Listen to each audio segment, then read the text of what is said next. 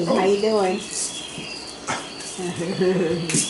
Never can tell when the lights and the cameras are gonna come up on you. This is so true. Cafe Zola. Yes, indeed. We're ready and ready and ready and ready. Move forward.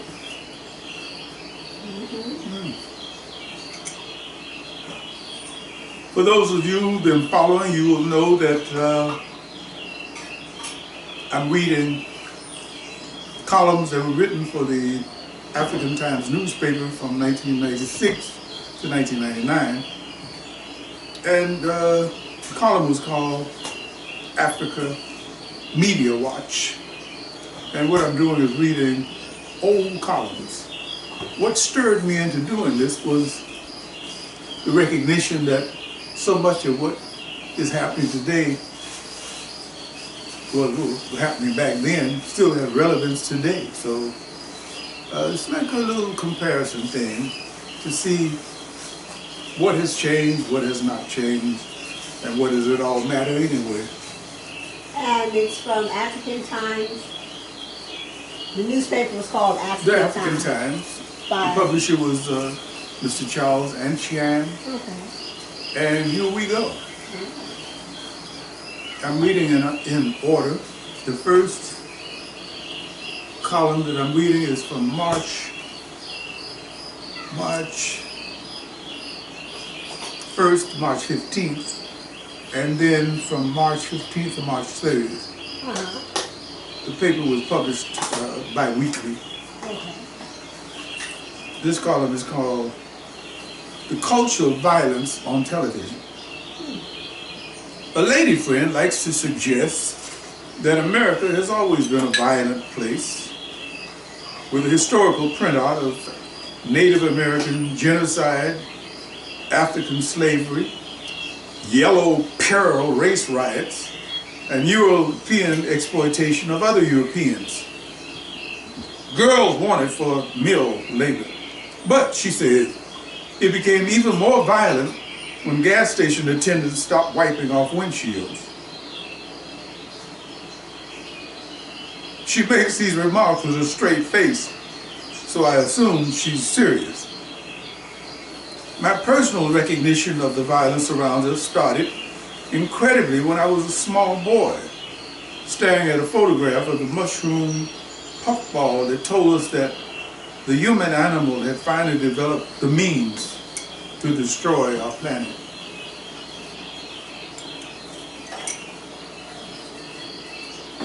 As we all know, human beings have been violent beasts since the origin of the species. But it will take someone much wiser than yours truly to explain the woof and tweet of it. I can only go for what I know. In the Chicago of my youth, on the near south side, near west side, violence was a fact of everyday life, but it was never casual. When people got on the wrong side of each other's nerves, it was a personal matter. They knew each other. The police and the mafia did most of the killing. I dare say the police were still busy. But that was relatively personal too, quite unlike the anonymous stuff that overwhelms us these days. The gangsters of that time had not perfected the complicated technique of murdering babies from moving vehicles. They usually shot only the people they intended to shoot, most of the time. Maybe some of our latter-day gangbangers should spend a little more time on the firing range, learning the finer points of killing your peers, and only your peers. Beyond the streets, media-wise, there was little violence on the radio. And if there was a shootout between F. Edgar Hoover and the baddies, it would have required real genius to imagine what the trickle of blood looked like. All of this is not to say that the violence of the time was benign, acceptable, cool. It wasn't. However, the raw distinction between then and now, and how it got to be that way, can be firmly traced to the evolution of events on killer TV.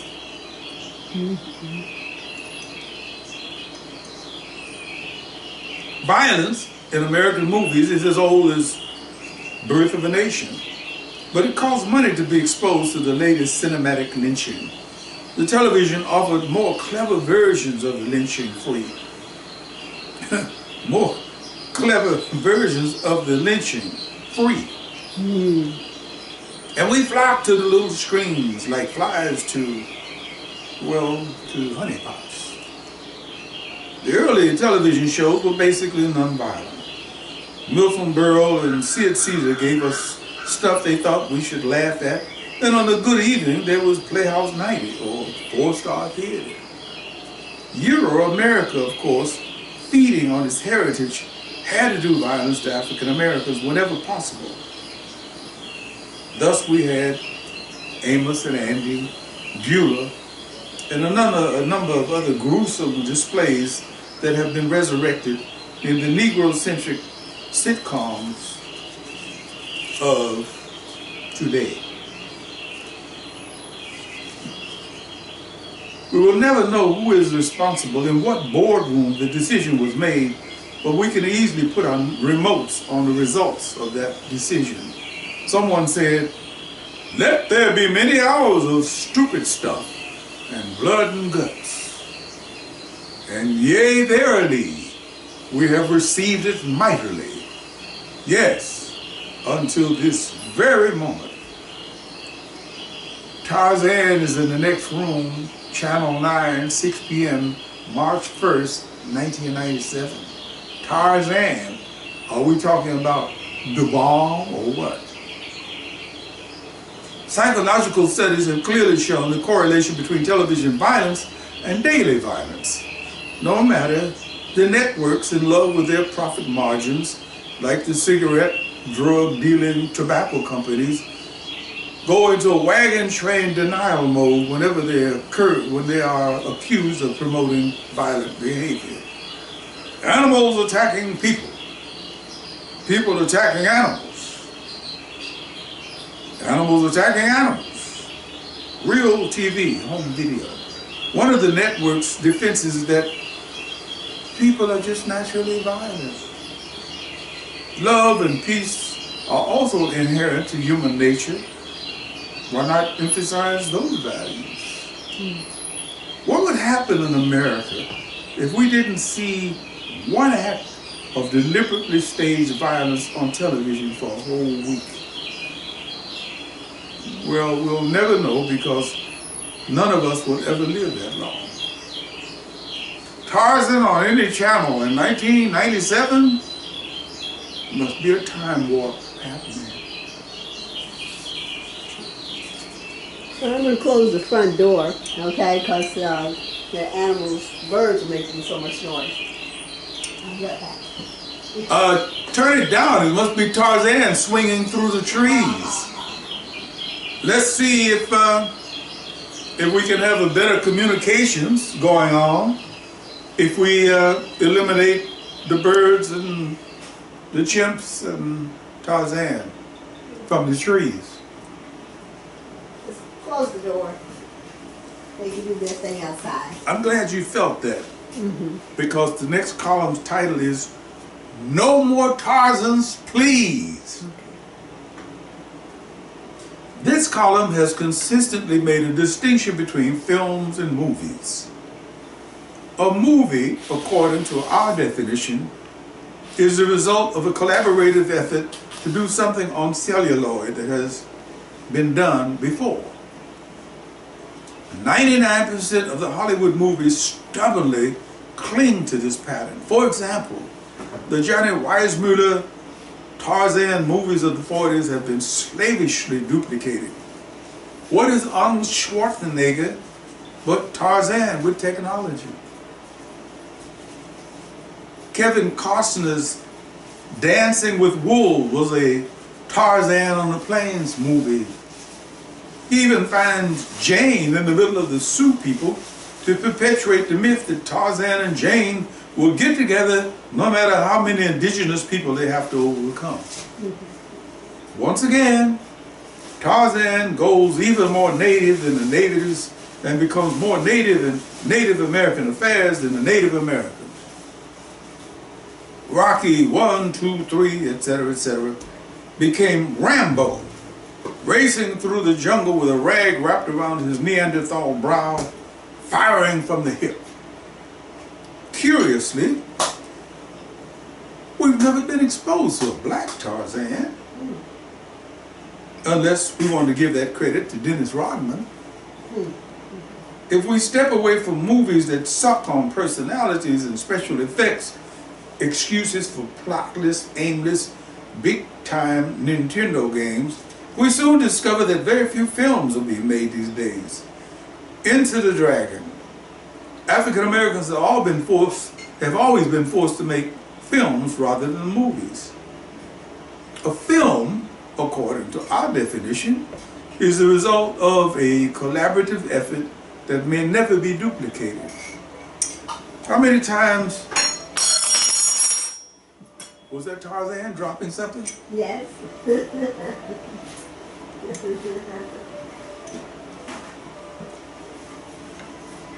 A film, according to our definition, is the result of a collaborative effort that may never be duplicated. How many times could a Sugarcane Alley Black Girl or Sankofa be made? The chemistry of those efforts create works that resist cloning. African American filmmakers were forced out of the movie mode early on because in 100% of the cases, they were offered only one opportunity to slap their best shot. They have never been granted the luxury of missing the target six, seven times before scoring a hit. Can you imagine an African American Robert Altman, who has a ratio of about 5 poor grossing movies to 1 good movie? Or an African American Goldie Hawn, who has starred in so many dreary cartoons that even Hollywood, a meticulous mathematician, has lost count. Perhaps our Whoopi Goldberg is Goldie Hawn's darker side. Oscar Micheaux and his descendants, Bill Duke, Gilbert Moses, Spike Lee, Charles Schultz, Ivan Dixon, Julie Dash, Singleton, Burnett, Witcher, and others have only been given one shot. Remember Melvin Van Peebles? To make a hit. And in most cases, they've tried to score that hit with a film, not a movie. Robert Townsend scored with Hollywood Shuffle and shot himself in the big toe of his left foot with the burlesque BAPS. Capital B, capital A, capital P, capital S, with Halle Berry and somebody else.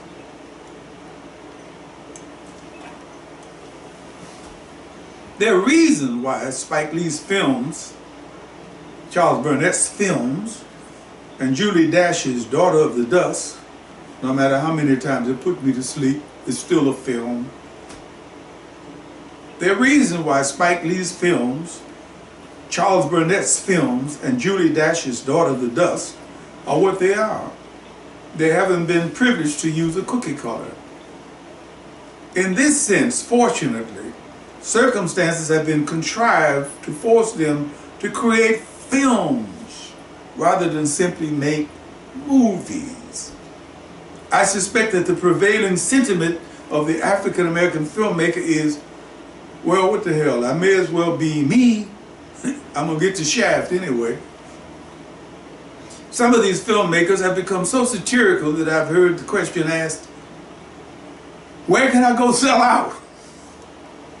Please note, none of this refers to the blaxploitation era when African American life was completely bastardized.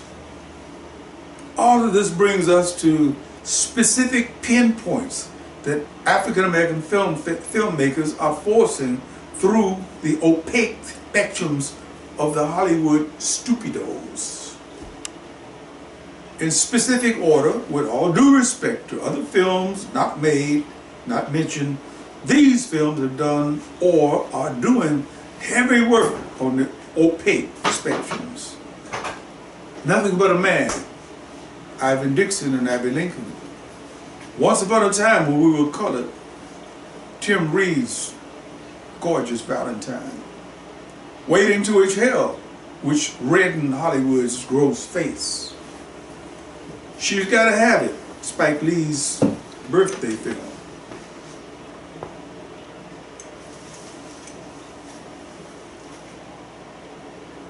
Rosewood, John Singleton, tripping from the hood to a devastated community. And Love Jones, Theodore Witch's recent release. The Usual Suspects forecast doomsday ratings for each of these films because they were not coming from the assembly line. Okay, scene 43, blood and guts. Scene 44, sex. Scene 53, spectacular special effects. Did we do the car chases yet? In parentheses. The Usual Suspects will still own the power lunches, but they've been emotionally disenfranchised by these films and a few others that fit that mold. The shame of the whole business is that so many African American filmmakers still feel absolutely compelled to have their works battered by a process that is culturally, morally, and aesthetically unfit to judge the quality of their works. And that's all I've got to say about that. I would like to suggest that you tune in as soon as you can tomorrow